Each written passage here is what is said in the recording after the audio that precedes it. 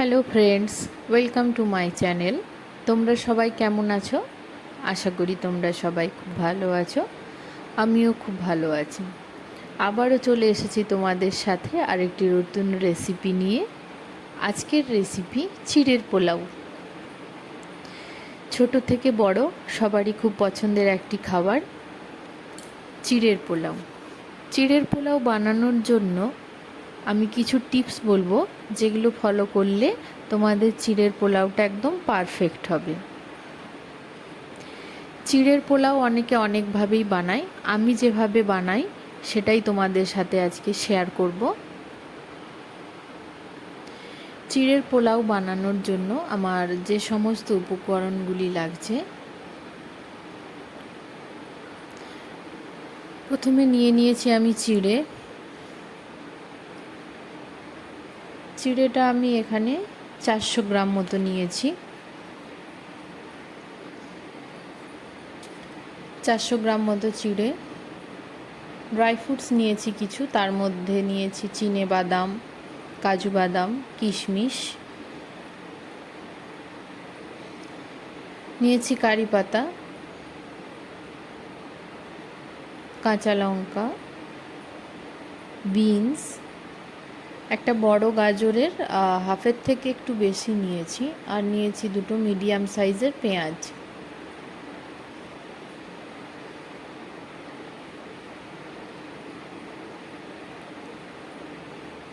এরপরে আমি সব সবজিগুলোকে কেটে নেব, অর্থাৎ গাজর, বিনস, কাঁচা লঙ্কা, পেঁয়াজ এগুলোকে আমি কেটে নিয়েছি।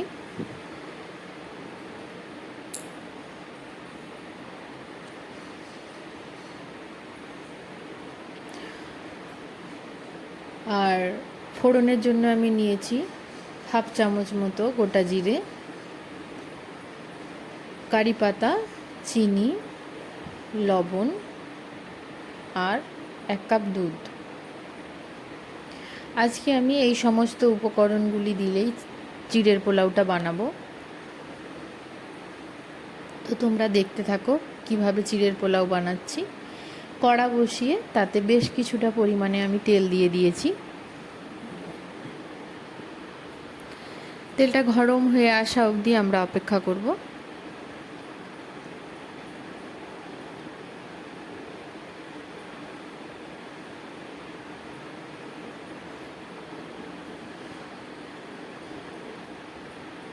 তেলটা গরম হয়ে এলে এর মধ্যে দিয়ে দেব পেঁয়াজ কুচিটা।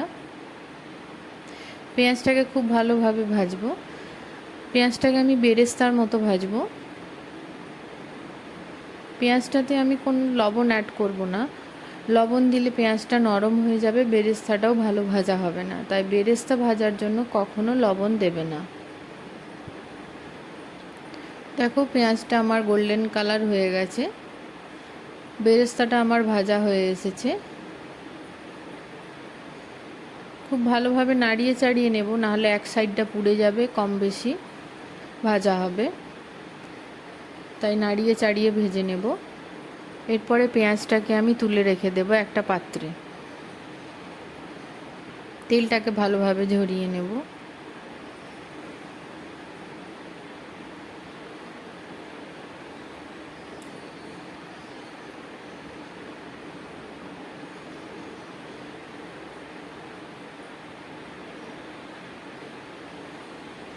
পেঁয়াজটা তোলা হয়ে গেছে।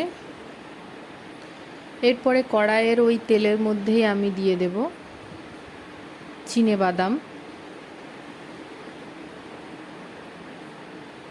চিনে বাদাম ভাজতে আমার একটু সময় লাগে, সেহেতু চিনে বাদামটাকে আগে একটু নেড়ে চেড়ে নেব। একটু কালারটা চেঞ্জ হলে তাতে আমি দিয়ে দেব কাজু বাদাম আর কিশমিশটা।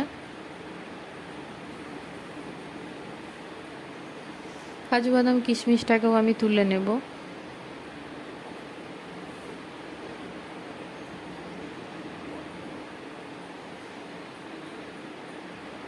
তুলে নিয়ে ওই তেলের মধ্যে আমি এবারে ফোড়নটা দিয়ে দেব। গোটা জিরেটা দিয়ে দিলাম।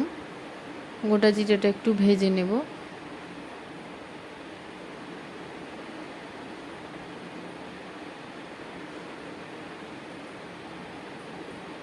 গোটা জিরেটা ভাজা হলে এর মধ্যে দিয়ে দেব কারি পাতা। কারি পাতাটাকে খুব বেশি ভাজবো না, তাতে কারি পাতার গন্ধটা নষ্ট হয়ে যায়। এর মধ্যে দিয়ে দেব গাজর,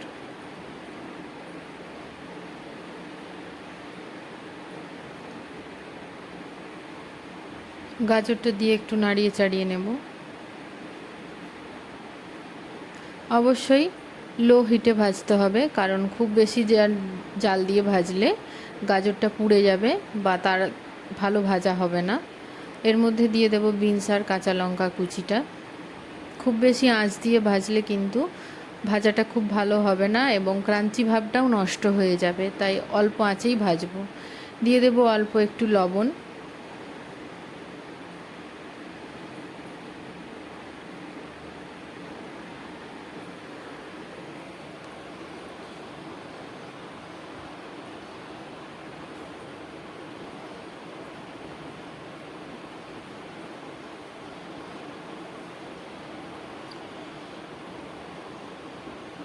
এবারে দিয়ে দেবো এর মধ্যে আমি অল্প একটু চিনি। চিনিটা দেওয়ার কারণ হলো সবজিতে যাতে একটু মিষ্টি ভাব থাকে, সেই জন্য সবজিটাতেই আমি অল্প করে চিনি দিয়ে দিলাম। চিনিটা দিয়ে আবারও ভালোভাবে নেড়ে চেড়ে নেব।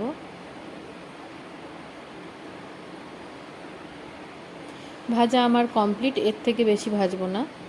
দেখো এইদিকে চিড়েটা আমি ধুয়ে জল ঝরিয়ে নিয়েছি। চিড়েটা দেখতে পাচ্ছ একদম ঝরঝরে হয়েছে। এরমই ঝরঝরে রাখতে হবে চিড়েটা, তাহলে চিড়ের পোলাওটা খুব ভালো হবে। এরপরে আমি চিড়েটাকে অল্প অল্প করে দিয়ে মেশাতে থাকব। পুরোটা একসঙ্গে আমি দেব না, কারণ মেশাতে অসুবিধা হবে, সেক্ষেত্রে অল্প অল্প করে দেব আর চিড়েটাকে মেশাতে থাকতে। এখানে একটা কথা বলি, চিড়েটা কিভাবে তোমরা এরকম ঝরঝরে রাখবে।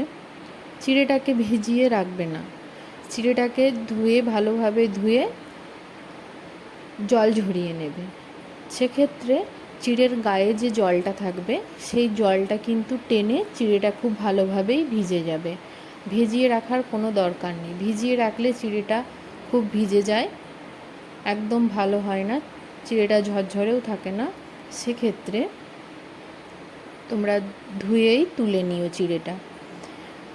রান্নার কিছুক্ষণ আগেই চিড়েটা ধুয়ে নিও, তাহলে তোমার চিড়েটা নরম হয়ে যাবে, কোনো অসুবিধা হবে না।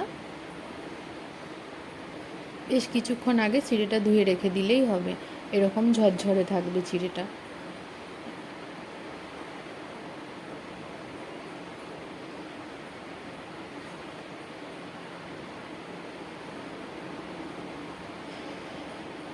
তারপরে এর মধ্যে আমি লবণ দিয়ে দেবো স্বাদ মতো। লবণটা আমি হাতেই দিলাম, চামচে আমার ঠিক আন্দাজ হয় না, কম বেশি কিছু একটা হয়। স্বাদ মতো লবণ দিয়ে খুব ভালোভাবে নাড়িয়ে নেব।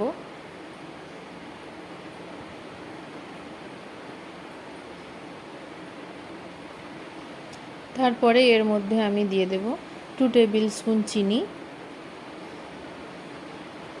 2 টেবিল স্পুনই যথেষ্ট, এর বেশি দিলে মিষ্টি হয়ে যাবে।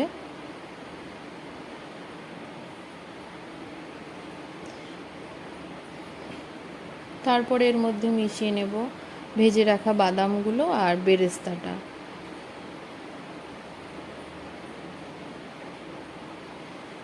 সব কিছু দিয়ে আবারও নাড়িয়ে চাড়িয়ে খুব ভালোভাবে মিশিয়ে নেব।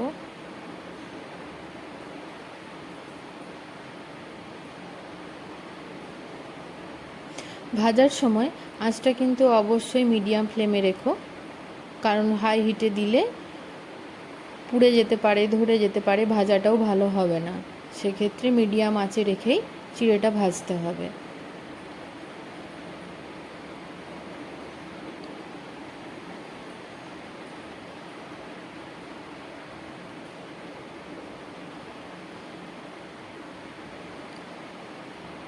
চিনিটা গলে যাওয়া অবধি ভালোভাবে নাড়িয়ে চাড়িয়ে নেব।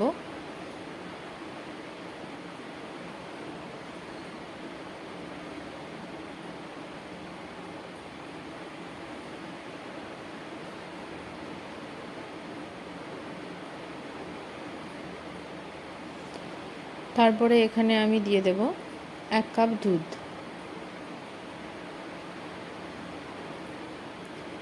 দুধটা সাইড থেকে খুব ভালো করে ছড়িয়ে দেব। দুধটা দেওয়ার কারণ হলো দুধটা দিলে চিড়ের স্বাদটাও খুব ভালো হয়, আর দুধটা দিলে চিড়েটাও নরম থাকে। এই বেশ কিছুক্ষণ নাড়াচাড়ার জন্য, মানে ভাজার জন্য চিড়েটা না শক্ত হয়ে যায় অনেক সময়, সেই জন্য দুধটা দিয়ে দিলে চিড়েটা আবার সেই আগের পর্যায়ে ফিরে যায়, মানে চিড়েটা আবার নরম হয়ে যায়। সেই জন্য দুধটা দিয়ে দিলাম, এতে স্বাদও বাড়লো আর আমার চিড়েটা নরমও থাকবে।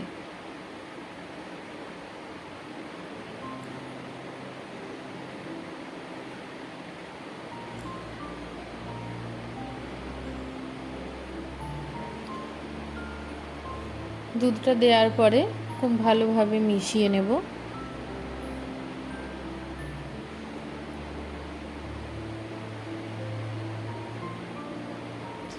চিড়ের পোলাও কিন্তু আমার অলমোস্ট রেডি হয়েই এসেছে। চিড়ের পোলাওটা শুধু এবারে সার্ভ করার পালা।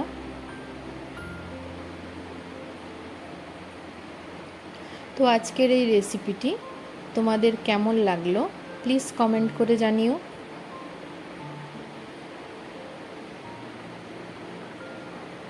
আর আমার চ্যানেলটি যদি তোমাদের ভালো লেগে থাকে সাবস্ক্রাইব করো, লাইক করো, আর আমার পাশে থেকো, আরও যাতে নতুন নতুন ভিডিও নিয়ে আসতে পারি তোমাদের কাছে।